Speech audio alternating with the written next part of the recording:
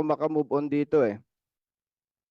Merong fare increase, may pagtaas ng pamasahe sa pinatutupad ninyong modernization program. Meron po o wala?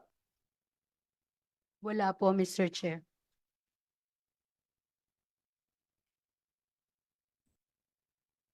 Pambira, Mr. Chair, may ebidensya na nga po ako eh. Where is RD Region 6, LTFRB? Mr. Chair. Baka first time nating magpakulong ng lawyers. Sabi, Mr. Chair. During the previous hearing, Mr. Chair, simpleng tanong, paikot-ikot. Napakahalaga po ito sa ating mga kababayan, Mr. Chair. Hindi naman po ito natin concern. Ito concern ng mga drivers, mga pasahero, mga operators. So please, Mr. Chair, LTFRB, simplihan po natin ang tanong. Hindi ako makamove on dito eh. Merong fare increase, may pagtaas ng pamasahe sa pinatutupad ninyong modernization program. Meron po o wala? Wala po, Mr. Chair.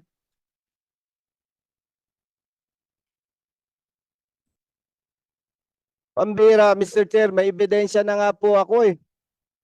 Where is RD Region 6, LTFRB? Mr. Chair. Is the RD of Region 6 present? Please take your seat. Ba gusto niyong magpakulong? Ay, nako. Yes, Mr. Yes, Mr. Baka first time nating magpakulong ng lawyers. RD, Region 6, LTFRB. My time is running. Umupo ka na dyan o tumayo ka. Don't worry, Your Honor. Hindi ko i-deduct sa oras mo. Thank you, Mr. Chair. Salamat at senior officer ko sa PNPC General ako. Good morning, Mr. Chair. Good morning. You're recognized to answer the queries of the Honorable Busita. Thank you, Mr. Chair. Under oath po kayo, LTFRB Region 6. Yes, Mr. Chair. Okay. Simplihan po natin ang sagot. Sayang ang oras. Gusto ko po malinaw sa kababayan natin.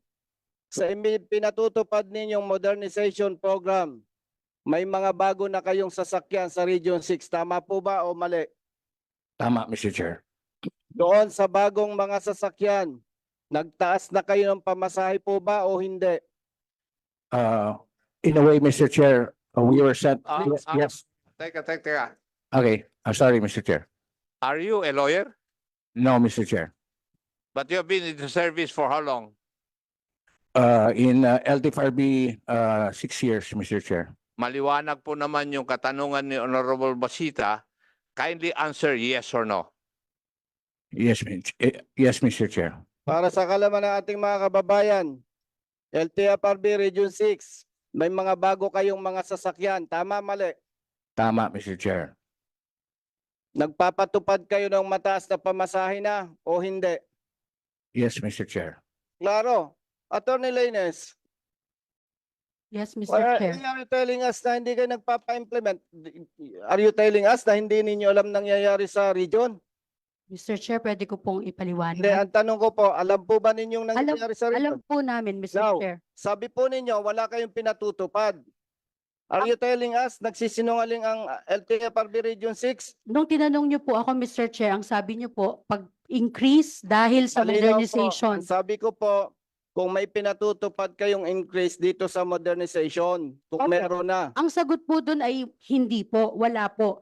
Pero ang tanong niyo po sa kanya, kung nagtaas ng pamasahe para sa mga modern units, nagtaas po kasi nagtaas din po sa traditional. Pero hindi po yan dahil lang sa PUV modernization Excuse program. po. Your Honor, remember, abogada kasi yung kausap mo eh. Kaya naintindihan ko yung sagot niya eh. Kaya base specific pag yung Okay, let's lawyer. be specific, Mr. Chair. Linawin ko po meron ng modernized vehicle particular sa Region 6. Tama po. Tama po. May ini-implement po kayong pagtaas ng pamasahe which is 40% sa Region 6 para sa modernized vehicles. Tama po, mali? Tama po dahil po may petisyon para sa fare increase, hindi lang po sa modern, kung hindi Mr. pati sa Chair, Mr. traditional Chair. PUJ. Alam nyo po, kanina pa ako, pasensya, tao lang tayo. Kanina pa po ako mainit ang ulo eh. Ang daming nagugutom tapos paikot-ikot pa. Simplihan po natin kasi limited po yung time. Una, linawin natin. May modernized vehicles sa sa Region 6, tama po? Tama po. Nag-implement kayo ng increase ng pamasahe, tama po? Tama po. Yung ini-implement yung increase, magkaiba yung sa traditional jeepneys, magkaiba po sa modernized vehicle. Tama po? Tama po. O malinaw, Mr. Chair. Mr. Chair, if I may be allowed, meron po akong video na gusto ipakita eh. Maikli lang po. Thank you, Mr. Chair. Comsec, please.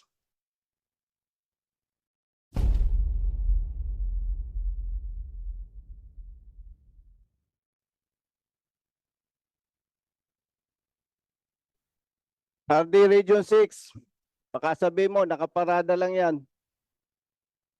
Magpapakulong ako ngayon with the approval of the Honorable Committee. Pag sinabi mong nakaparada lang yan. LTFRB Region 6, please be honest. We are all public servants. Hindi tayo nagtataasan ng boses dito dahil may personalan tayo. Nakakaawa lang yung mga kababayan natin dahil sa iba nating mga kasama.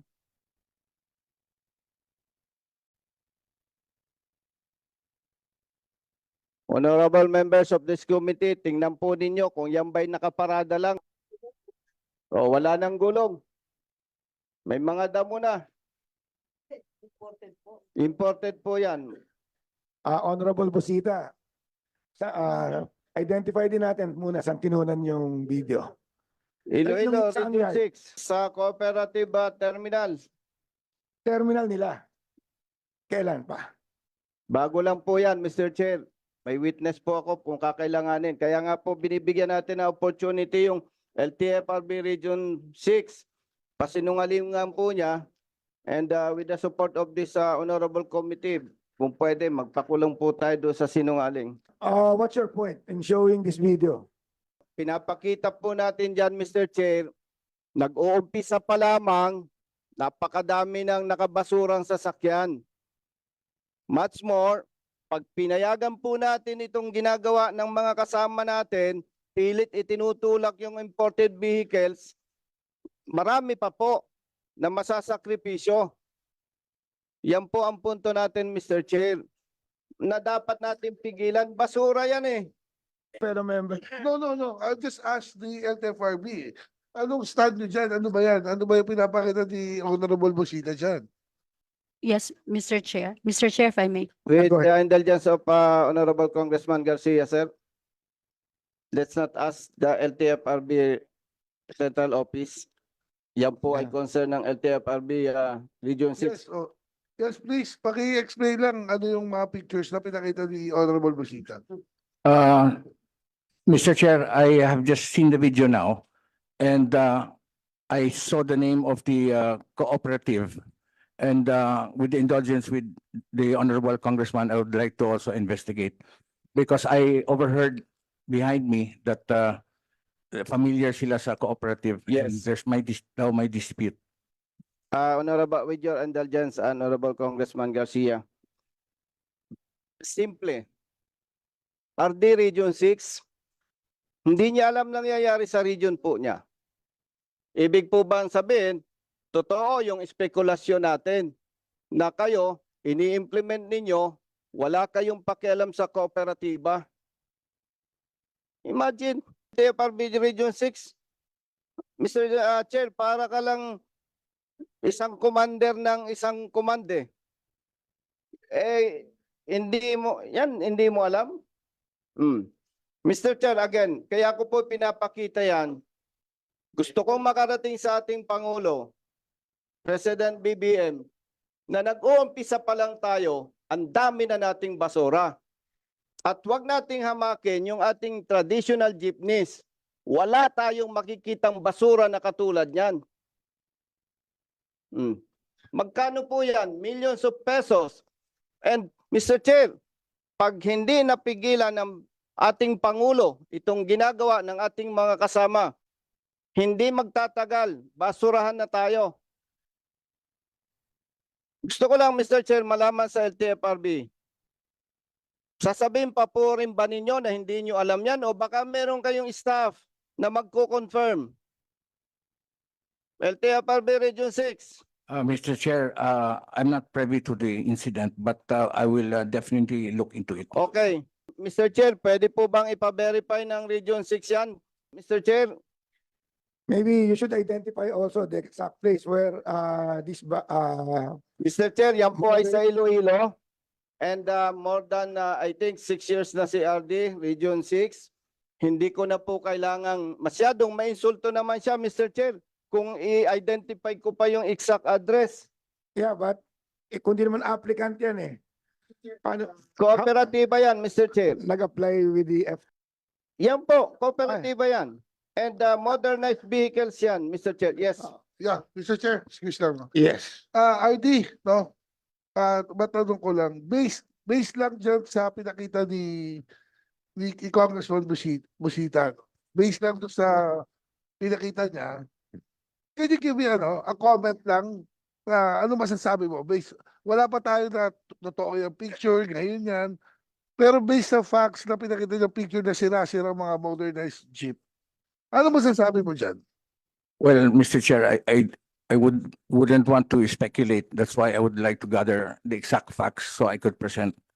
No, hindi kita, base nga sila kasi kami, nakita namin, ang dami, di ba? Ano una mong may isip pag nakakita kang gano'ng kadaming sasakyan sa lugar mo pa? Well, I would see it in a way, may problema pag manage sa co-op. Co-op ang may problema? Yes, Mr. Hindi Chair. pa pwedeng in-import lang yan, hindi pa nabebenta or what, di ba? Kasi talagang tama si Congressman Busita. Sira-sira na. Ilang taon na yan dyan, di ba? So ikaw man ang lumagay sa kanya, based lang doon sa naman ng video, as an official ng LTFRB, ano mako-comment mo doon? I will initiate the investigation, Mr. Chair. No, I mean now. Nakita mo ngayon. Wala Yeah, kang nakita ko investigation. ran. I got the name actually of the cooperative, and I will concur with the good congressman that I will call my staff now and look into it right now so I can update the good congressman. Update pa lang dun sa pictures.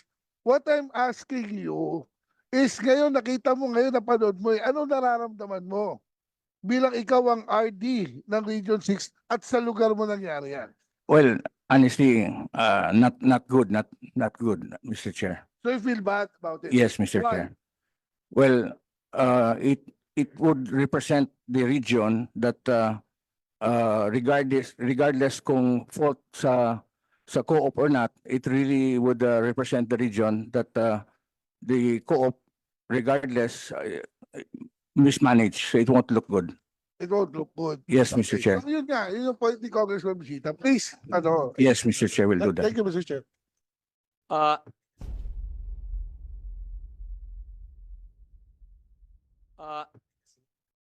RD, Yes, sir. yung pinakita sa inyo ni Honorable Busita, doon pa lang sa previous hearing, pinakita na yan, di ba? If you were present.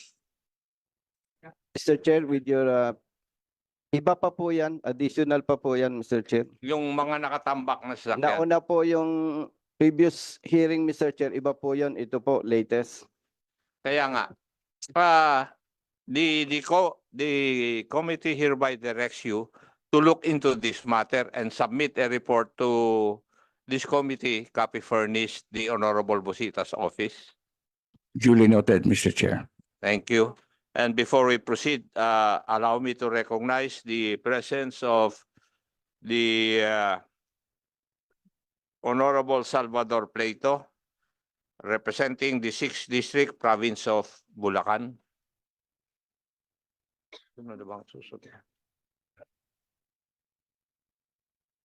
Tapos ka naman. Actually, Mr. Chair, hindi pa po. Please proceed. Thank you, Mr. Chair. Mr. Chair, meron po ba tayong ano ba ito yung na-stress ako dun CDA ba yun? Cooperative Development Authority, Mr. Chair, meron po ba tayo? Nandito po. CDA. Pwede po ba kayong makinig habang may itatanong po ako sa LTFRB? LTFRB, sa ngalan ng public service, paumanhin po, ito yung aking observation. Sa consolidation po, itatanggi ninyo at itinatanggi ninyo na pinipilit ninyo, inuobliga ninyo ang mga drivers, operators to consolidate and join sa kooperatiba or corporation. Sinasabi po niyo yan. Pero bilang retired police, hindi naman tayo paniwalain sa chismis. Binabalidate po natin yan. Ang ginagawa po, Mr. Chair, ng LTFRB, pag due for renewal ang sasakyan mo, uobligahin kang pumirma para do sa consolidation at isosurrender mo ang iyong prangkisa. In other words, Mr. Chair, kahit itanggi nila, ang katotohanan, pinipilit nila. Now, matanong ko muna sa LTFRB, Mr. Chair. Alam po ba ninyo yung Republic Act number 9520? Mr. Chair, for the LTFRB. LTFRB. Mr. Chair, the Cooperative Act of the Philippines, Mr. Chair. Yes, thank you, Mr. Chair. Pwede po bang madinig sa LTFRB yung Article 3 sa General Concept of Republic Act 9520, Cooperative Code of the Philippines? Pwede po bang madinig, Mr. Chair?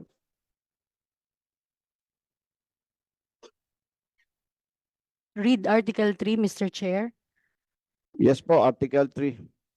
Article 3, General Concepts. A cooperative is an autonomous and duly registered association of persons with a common bond of interest who have voluntarily joined together to achieve their social, economic, and cultural needs and aspirations by making equitable contributions to the capital required, patronizing their products and services, and accepting a fair share of the risks and benefits of the undertaking in accordance with universally accepted cooperative principles. LTFRB, tama po ba? Ang ganda. Tama po. Tama po. Napangiti si ma'am. Actually, Mr. Chair, kaibigan ko yan eh. Kaya lang, sa ngalan ng public service, ceasefire tayo. Doon po, Mr. Chair, sa binasa po ng LTFRB sa Article 3 of Republic Act 9520, may nabanggit po doon with a common bond of interest. LTFRB. Yes, Mr. Chair.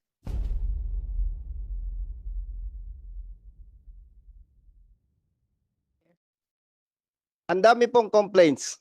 Ilang araw na po nag-conduct ng hearing si Honorable Chair Acop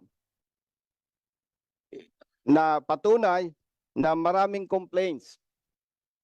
Kaya nga po may mga nakatambak na sasakyan, hindi na nagko-cooperate ang maraming drivers. Dahil ang ramdam na po nila, with all due respect, ang ramdam po nila, niloloko na sila.